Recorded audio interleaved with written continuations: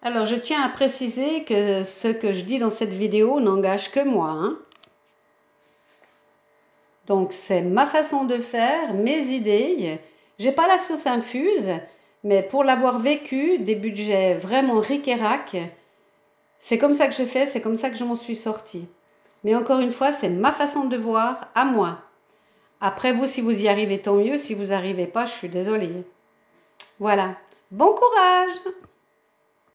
Cette vidéo pour une abonnée qui m'a demandé comment elle pouvait faire avec 30 € par semaine en étant seule à la maison. Donc, j'ai préparé ici un explicatif dans le cas de 30 € une personne seule par semaine. Donc après, si vous êtes deux personnes, eh bien, il faut multiplier par 2, bien entendu. Donc, les explications ici, c'est vraiment pour une seule personne avec un budget très serré de 30 € par semaine. Alors, il faut tout détailler. Au départ, c'est beaucoup de boulot de théorie, mais après, vous verrez, c'est un tournus et c'est super facile. Donc, dans le cas de cette dame, elle a 30 € par semaine, ce qui veut dire qu'elle a 30 € pour manger, petit déjeuner, midi, soir, ce qui fait 7 jours. Donc 7 jours, ça va nous représenter 14 repas, 14 assiettes, sans parler des petits déjeuners, hein. Il faudra impérativement avoir ces produits qui sont les indispensables pour s'en sortir, c'est-à-dire pour une seule personne, 1 litre de lait, 12 œufs, 6 fruits et un fromage à pâte dure, pouvant être râpé, comme par exemple du cœur de la meule, enfin une pâte dure que l'on puisse râper. Alors, selon les prix moyens que j'ai pu constater, 1 litre de lait, on en a à 1 €, voire en dessous, mais j'ai pris quand même la moyenne. 12 œufs, 3 €. 6 fruits, on s'en sort avec 2 €.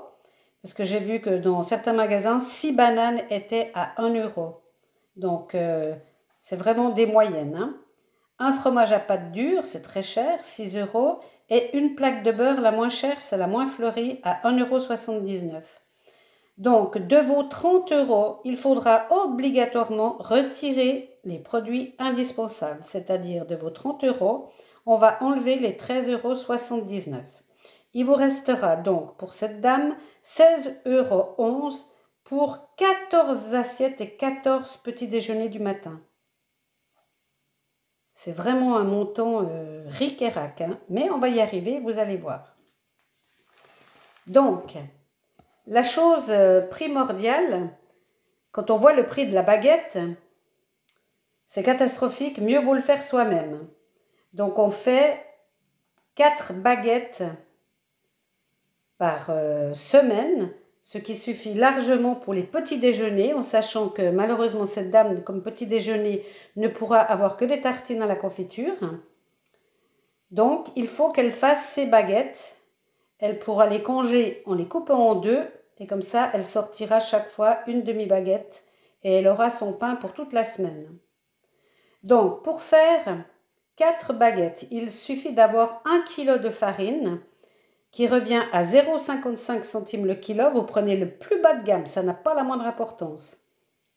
De la 45 ou de la 55, c'est égal, vous prenez la meilleure marché. Il vous faudra acheter de la levure sèche de boulanger. Vous prenez également la meilleure marché. Il y en a qui sont à 1,29 € pour 6 sachets. Donc, comme il faut 2 sachets, il faudra investir 1,29 € de levure, mais on en aura pour 3 semaines. Donc, 800 g de farine pour faire les baguettes, ça nous revient à 44 centimes, puisque 1 kg, c'est 0,55 €. Et 2 sachets de levure, puisque c'est 1,23 € les 6 sachets, on en a besoin de 2, ça fera 43 centimes. Et en plus, il restera 200 g de farine pour faire soit 2 petites pâtes de 100 g chacune, ou une grande pour faire une grande tarte de 25 cm avec les 200 g de farine. Et il restera toujours nos 4 sachets pour les 2 prochaines semaines pour faire son pain. Alors, la recette des baguettes maison, elle est sur la chaîne, hein. Vous aurez tout l'explicatif de comment faire ces fameuses 4 baguettes. Il n'y a pas besoin de moulin, pas besoin de pétrir, on fait ça avec une spatule en bois. Donc, on va maintenant établir nos menus. Donc, il faut se mettre devant l'ordinateur et avoir une calculette. Vous vous mettez sur le site Drive de votre magasin préféré. Comme ça, vous aurez les prix et vous saurez exactement où vous en êtes. Donc, il faut 14 repas. On élimine les petits déjeuners puisqu'on dit qu'on prend des tartines et de la confiture. Donc, ici, de l'autre côté, en vis-à-vis, on a ici en haut le solde qui est à notre disposition sur les 30 €. Il ne reste plus que 16,11 € puisque nous avons déjà déduit des 30 € les produits indispensables. Donc, elle doit faire 14 assiettes avec 16,11 €. Donc, le solde qui est à notre disposition est bien de 16,11 €. Donc, pour faire le pain, il faut la levure, la confiture pour les petits déjeuners et 1 kg de farine. Alors, 1,29 €, c'est le prix pour les 6 sachets de levure boulangère. Donc, on a pour 3 semaines.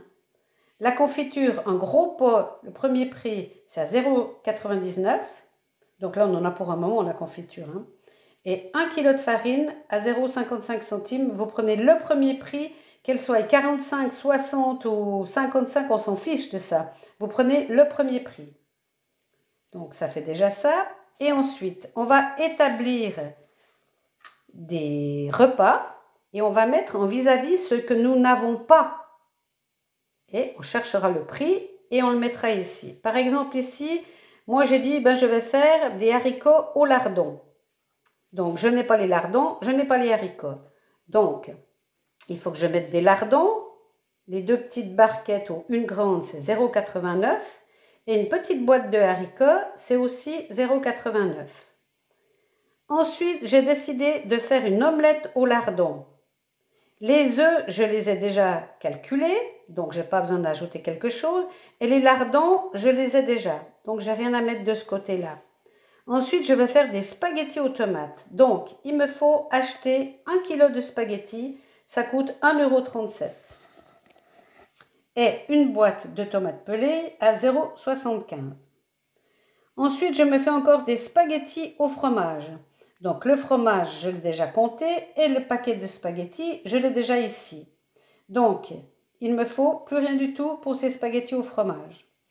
Ensuite, je vais manger tous les restes qu'il y a ici avec du pain et du fromage. Ensuite, soupe aux légumes. Alors, on va aller acheter des légumes congelés. Il y en a pour 1 kg là. Ça coûtera 2,58 € que l'on va pouvoir utiliser pour faire la soupe plus une tarte. 1 kg de légumes quand on est tout seul, ça fait beaucoup. Donc, on met légumes congelés 1 kg, 2,58 €. Ensuite, ici, poulet basquez. Alors, il y a des fois des poulets entiers à 2,90 € le kilo. Donc, vous pourriez avoir un poulet pour 3,90 € à peu près, ce qui ferait 5 repas. Il y a les 2 blancs, les 2 cuisses, les 2 ailes et la carcasse, ça ferait au moins 5 repas. Mais s'il n'y a pas de poulet en action à ce moment-là, vous pouvez acheter les petites barquettes et vous prenez entre 3 à 6 morceaux de poulet. Ça ne dépasse jamais les 3,20 €. Donc, que vous preniez un poulet qui est vraiment bas prix à 3,90 €, c'est des poulets qui font 1 kg, 1,1 kg à peu près, ou des petits morceaux de poulet, vous ne vous trompez pas en mettant 3,20 €. Ensuite, on a ici soupe aux légumes avec les restes des légumes, les 1 kg de légumes qu'on a achetés congelés. Ensuite, ici, poulet à la moutarde avec les fameux morceaux de poulet ou le poulet entier qu'on a coupé. Avec de la patate purée, le lait, le beurre, on a déjà. Par contre, on n'a pas les patates. Donc, on met 1 kg de patates, 1,81 €. Ensuite, avec le reste des légumes, puisqu'il y en a 1 kg, on peut faire une tarte aux légumes. Alors, les œufs, la pâte, le lait, tout ça, on a déjà. Puisqu'il nous reste 200 g de farine de notre kilo qu'on utilise pour faire le pain. Donc, il nous reste 200 g de farine. Donc, on peut faire une grande tarte aux légumes avec des œufs pour faire la farce, pour mettre sur les légumes au-dessus de la pâte. Donc, tout ça, le lait et les œufs, on a déjà, et la farine aussi. Donc, cette fameuse tarte aux légumes, elle ne nous coûte rien puisqu'on a déjà les légumes congelés, la farine et tout le reste ici. Ensuite, on finit le dernier morceau de poulet. Soit on le grille, soit on le mange froid avec des patates rôties, puisqu'on a acheté 1 kg de patates. La tarte aux légumes, on l'a finie avec du pain et du fromage. Ce sont les restes. Ensuite, on va faire un riz cantonais avec des œufs, des petits pois et le reste du poulet. On arrachera toute la viande qui reste autour de la carcasse ou les petits restes que l'on a de poulet et on mélangera ça à notre riz avec des œufs et des petits pois. Donc dans ce cas-là, il nous manque le riz. On va acheter 1 kg de riz, 1,15 € et une boîte de petits pois, 85 centimes. Et le dernier jour, on finit tous les restes du frigo avec du pain et du fromage. Donc là, on n'a rien besoin d'acheter. Donc voilà tout ce dont on a besoin pour faire tous ces menus. Nous allons additionner tout ce dont nous avons besoin.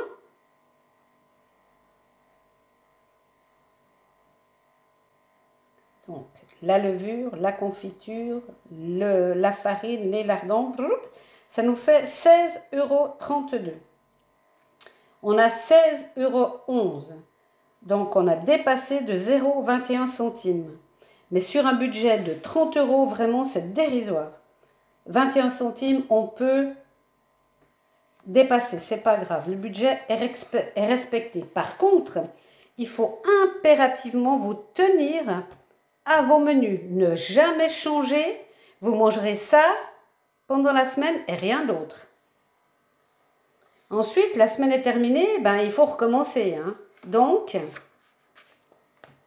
on va refaire la liste des produits obligatoires et on va contrôler par contre si on a besoin ou pas de beurre. Parce que dans les 14 assiettes que l'on a fait la semaine passée, on n'a pas utilisé beaucoup de beurre. Donc, normalement, à moins qu'on en mette beaucoup au petit déjeuner, on n'a pas besoin de la plaque de beurre. Donc, c'est toujours lait, œufs, fruits, fromage et ou non beurre. Donc, on va toujours faire nos 30 € moins le prix de tous ces produits de base et nous aurons toujours 16,11 € pour faire notre semaine, nos 14 assiettes. Mais si on n'a pas le beurre, nous aurons plus, nous aurons 17,89 €. Donc c'est à vous de voir si votre budget est de 16,11 € ou de 17,89 €. Alors, vous aurez constaté que si vous faites votre pain vous-même, c'est nettement moins cher. Donc, courage et on recommence. On va faire ces 7 baguettes que l'on va couper en deux et que l'on va congeler. Donc, nous aurons le pain d'accompagnement et nos petits déjeuners du matin avec notre confiture. Donc, cette semaine, nous n'avons pas besoin d'acheter de la levure puisqu'elle a été achetée la semaine d'avant. Nous pouvons faire notre pain avec juste notre kilo de farine. 55 centimes. On va faire l'inventaire de tout ce qui nous reste de la semaine passée. Donc, il nous reste du riz, des patates, du beurre, oui ou non, de la confiture, ça c'est sûr parce qu'on a pris un gros pot, et des spaghettis. Alors, avec ce qui reste ici, il faut chercher des idées de menus avec ce que vous avez là. Donc, dans ce cas-là, il y a du riz. On peut faire du risotto aux champignons. Il nous reste des spaghettis carbonara. On peut faire des patates rôties puisqu'il nous reste des patates. On peut faire du riz au lait avec le kilo de riz qui reste. On peut faire un gratin de patates avec les patates qui nous restent. On peut faire aussi des pâtes en accompagnement puisqu'on a encore des spaghettis. Donc, en sachant ceci, on refait nos 14 assiettes avec ces idées-là pour utiliser tout ceci. Parce que le but, c'est de ne jamais avoir de stock, parce qu'à la fin du mois, vous ne pourrez pas aller payer vos courses avec un paquet de spaghettis ou une salade verte. Donc, il faut tout manger et tout vider. Frigo, réserve. Donc, maintenant, on reprend ces idées ici. On refait toute une liste de menus. Donc, on remet d'après nos idées ici risotto aux champignons. Oh, j'ai fait une faute là. Risotto aux champignons. Donc, risotto aux champignons. Le riz, nous l'avons. Donc, il faut acheter une boîte de champignons. Après, on va faire des patates rôties au knacky. Alors, hop, on va acheter 6 knackis. Le soir, avec du pain, on va faire des hot dogs au knacky.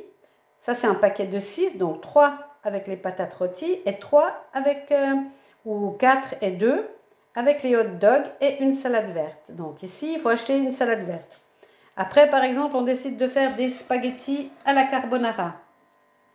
Donc, il va nous falloir à nouveau des lardons et de la crème. Il faut des œufs, mais les œufs, on les a déjà.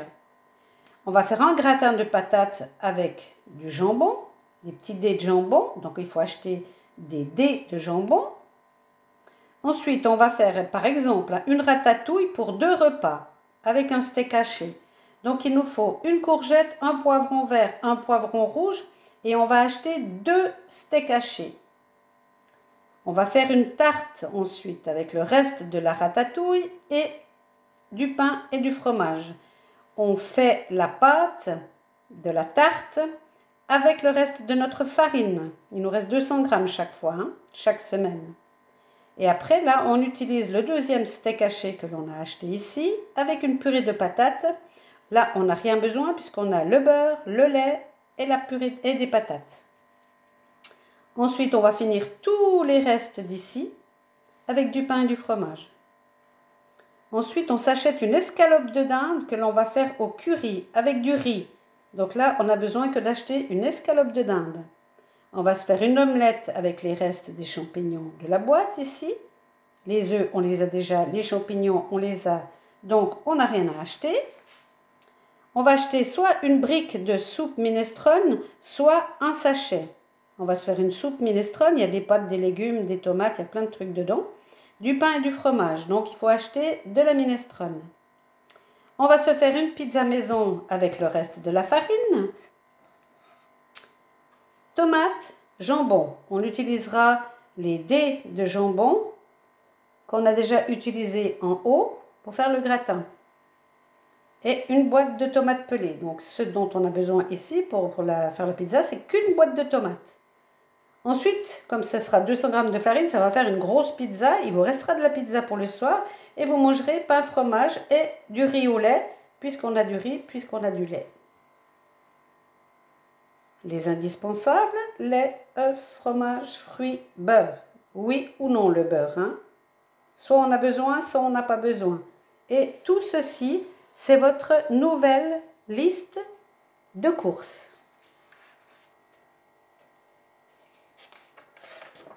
Alors, on vient refaire le calcul de notre nouvelle liste de courses. Donc, il nous faut une boîte de 250 g de champignons, c'est 1 €. 6 knackis, il y a tous les prix, vous avez tout contrôlé, vous êtes devant votre ordinateur.